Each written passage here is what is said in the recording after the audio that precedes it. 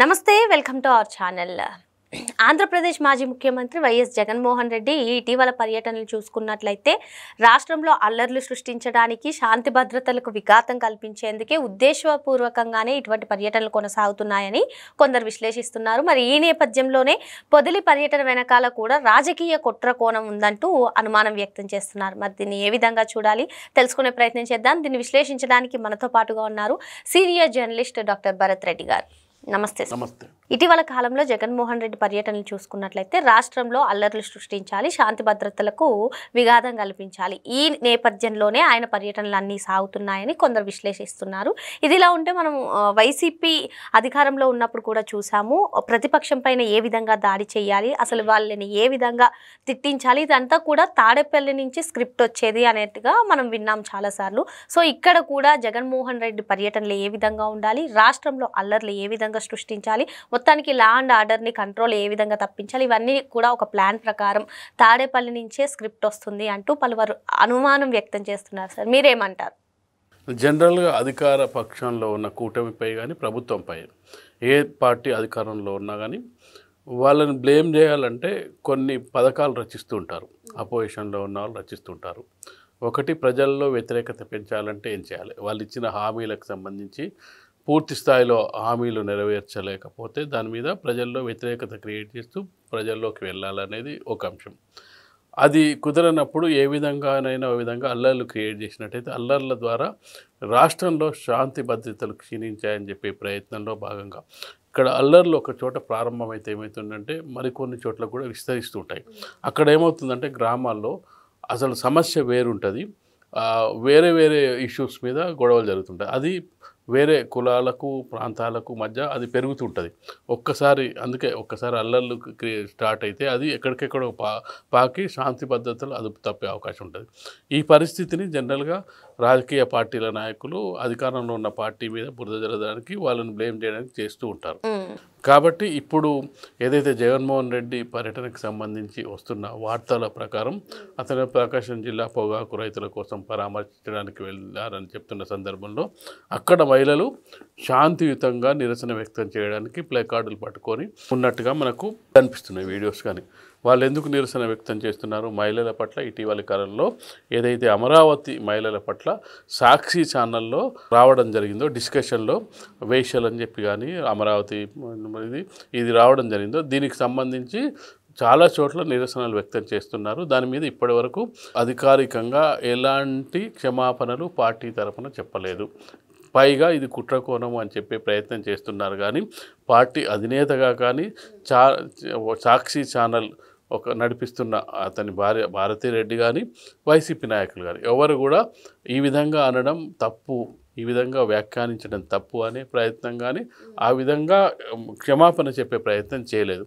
దాంతో కొంత మహిళలకు కొంత కోపంగానే ఉంటుంది. ఎందుకంటే ఏదో తప్పు జరిగింది, వ్యాఖ్యలు చేయకూడని వ్యాఖ్యలు చేశారు, కనీసం తర్వాత అయినా ఇంత నిరసన వ్యక్తం అవుతున్నప్పుడు కనీసం తెలుసుకొని ఏదో పొరపాటు జరిగిందని చెప్పే ప్రయత్నం చేస్తే తర్వాత కొంత ఉపశమనం కలిగే అవకాశం ఉంది.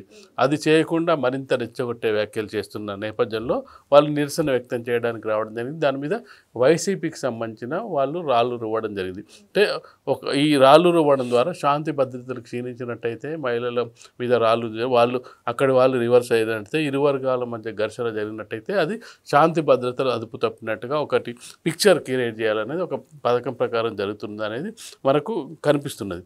అయితే మనం పూర్వాన్ని కూడా ఒకసారి గమనించినట్టయితే ఏదైనా రాష్ట్ర ప్రభుత్వాన్ని బ్లేమ్ చేయాలంటే గతంలో ఒక 90s 2000 ఆ సమయంలో హిందూ ముస్లింల మధ్య గొడవలు సృష్టించేవి గతంలో.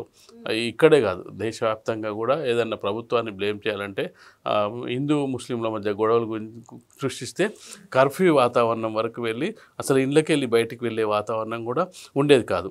మనం స్వయంగా ఉమ్మడి రాష్ట్రంలో ఉన్నప్పుడు చెన్నారెడ్డి ముఖ్యమంత్రిగా ఉన్నప్పుడు ఇక్కడ హైదరాబాద్లో పాత నగరంలో కానీ న్యూ సిటీ వరకు కూడా హిందూ ముస్లింల మధ్యలో ఘర్షణ జరిగి కర్ఫ్యూ వరకు వెళ్ళడం జరిగింది. చాలామంది కాల్పుల్లో చనిపోవడం జరిగింది. అయితే అప్పుడు ఎందుకు చేశాడు వైఎస్ రాజశేఖర రెడ్డి? అపోజిషన్ లీడర్గా ఉండే, వీళ్ళ తండ్రి అపోజిషన్ లీడర్గా ఉండే, నిత్యం అసమ్మతివాదిగా ఉండే, ఎవరు సీఎంగా ఉంటే వాళ్ళకి అసమ్మతి, సొంత పార్టీ అయినా అసమ్మతి రాజేస్తూ ఉండేవారు. అయితే తర్వాత ఎంక్వైరీలో తర్వాత తేలింది ఏంటంటే కడప నుంచే గూండాలు వచ్చి చెన్నారెడ్డి ప్రభుత్వాన్ని అంటే కాంగ్రెస్ ప్రభుత్వాన్ని కూలగొట్టడానికి ఇక్కడ హిందూ ముస్లింల మధ్య ఈ ఘర్షణ నెలకొట్టిందని చెప్పి అసెంబ్లీలో చెన్నారెడ్డి ప్రకటించడం. నా ప్రభుత్వాన్ని బ్లేమ్ చేయడానికి కూలగొట్టడానికి వైఎస్ రాజశేఖర రెడ్డి కడప నుంచి గుండాలను తీసుకొచ్చి ఇక్కడ అల్లర్లు సృష్టించారని చెప్పి స్వయంగా అసెంబ్లీలో ప్రకటించడం జరిగింది. దానికి తర్వాత కౌంటర్ తర్వాత అతను కాంగ్రెస్ సీఎం అయింది. అది వేరంటే ఒక ప్రభుత్వాన్ని కనుక బ్లేమ్ చేయాలంటే ఈ మార్గాలన్నీ గతంలో వాళ్ళ తండ్రి గారు ఎంచుకోవడం జరిగింది. అదే మార్గాన్ని ఇప్పుడు ఎంచుకోవడానికి జగన్మోహన్ రెడ్డి ఏమైనా ప్రయత్నిస్తూ ఉన్నాడేమో అని మనకు ఇక్కడ, ఎందుకంటే ఆంధ్రప్రదేశ్లో అయితే హిందూ ముస్లింల గొడవలు అంతగా అవి అంటుకునే అవకాశాలు చాలా తక్కువ. హైదరాబాద్ లాంటి నగరంలో ఏంటంటే కొంత ఓ టెన్షన్ వాతావరణం ఉంటుంది. హైదరాబాద్లో కొంచెం ముస్లిమ్స్ ఎక్కువ ఉంటారు, హిందూస్ ఉంటారు, కాబట్టి ఇది కొంచెం సెన్సిటివ్ ఏరియా, కాబట్టి ఇక్కడ క్రియేట్ చేయడం ఈజీ. కాకపోతే ఎప్పుడైతే చంద్రబాబు నాయుడు సీఎం అయ్యిండు ఉమ్మడి రాష్ట్రానికి, అప్పటి నుంచి కర్ఫ్యూ వాతావరణం అనేది లేకుండా పోయింది. కర్ఫ్యూ లేకుండా చేయడం జరిగింది. హిందూ ముస్లింల మధ్య ఎలాంటి గొడవలు లేకుండా చెన్నారెడ్డి ఎప్పుడైతే ముఖ్యమంత్రిగా దిగిపోవడం జరిగిందో అప్పటి నుంచి దాదాపు అంటే 94 నుంచి మనం తీసుకుంటే ఇప్పటి వరకు ఎప్పుడు కూడా కర్ఫ్యూ వాతావరణం హైదరాబాద్ నగరంలో లేదు. గతంలో ఎప్పుడు కూడా హిందూ ముస్లింల మధ్య గొడవలు, ఘర్షణ వాతావరణం, కర్ఫ్యూలు పెట్టడం, ఇంట్లోకి వెళ్ళి బయటికి రాకుండా జనాలు, ఇలాంటి మనం ఏదైతే కరోనా సమయంలో ఇంట్లోకి వెళ్ళి బయటకు రాకుండా ఉన్నామో అలాంటి సందర్భంలో చాలా పాత బస్తీలో కానీ మలక్పేట వరకు ఆ ఏరియా అంతా కూడా ఎప్పుడు కర్ఫ్యూ నిఘానే ఉండేది. అలాంటి వాతావరణం ఇప్పుడు తగ్గిపోయింది. ఇప్పుడు ఇక్కడ ఆ వారసత్వాన్ని ఎలాగైతే నేను వైఎస్ రాజశేఖర రెడ్డి వారసత్వాన్ని పుచ్చుకున్నా అని చెప్తున్నా జగన్మోహన్ రెడ్డి దీన్ని కూడా ఆద్యం పోస్తున్నట్టుగా కనిపిస్తుంది. సార్ మీరు చెప్పినట్టుగానే ఇప్పుడు ఏదైతే పొదిలి ఘటన ఉందో దానిపైన చంద్రబాబు గారు చాలా సీరియస్గా ఉన్నారు, వెంటనే యాక్షన్ తీసుకోవాలి, దీని వెనక ఎవరున్నా సరే వదిలే ప్రసక్తే లేదన్నారు.